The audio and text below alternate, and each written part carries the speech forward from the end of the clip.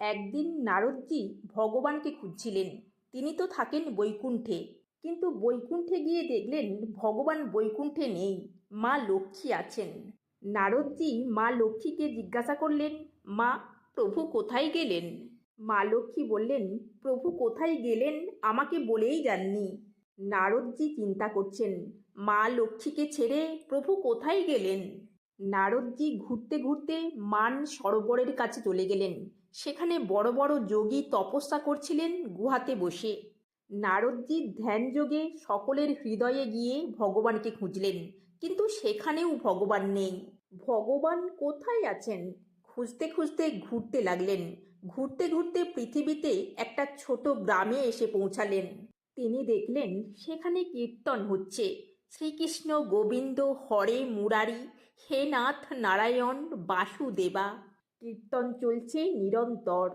নারদজি কীর্তনের শব্দ শুনলেন। নারদজি ভাবছেন, ভগবান বৈকুণ্ঠে নেই, যোগীদের হৃদয়ে নেই। তিনি কি এখানে আছেন? নারদজি একটু গিয়ে দেখলেন কীর্তনের মধ্যে ভগবান আছেন কিনা। নারদজি দেখলেন 50 জন ভক্ত বসে আছে। আসনের উপরে সাক্ষাৎ ভগবান নারায়ণ বিরাজমান। নারদজিও বসে পড়লেন। নারায়ণ নারদজিকে দেখে হাসতে লাগলেন। নারদজি হাসছেন না।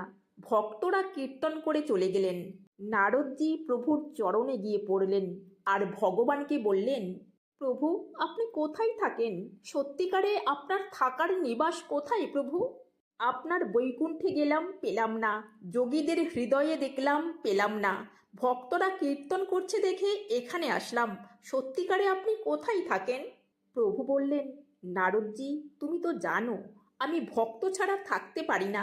যেখানে আমার ভক্তরা নিরন্তর কীর্তন করে আমি সেখানে থাকি। না আমি বৈকুণ্ঠে থাকি, না আমি যোগীদের হৃদয়ে থাকি। ভক্ত যেখানে নিরন্তর আমার নাম কীর্তন করে আমি সেখানে অবস্থান করি। সেই স্থান আমার অত্যন্ত প্রিয়।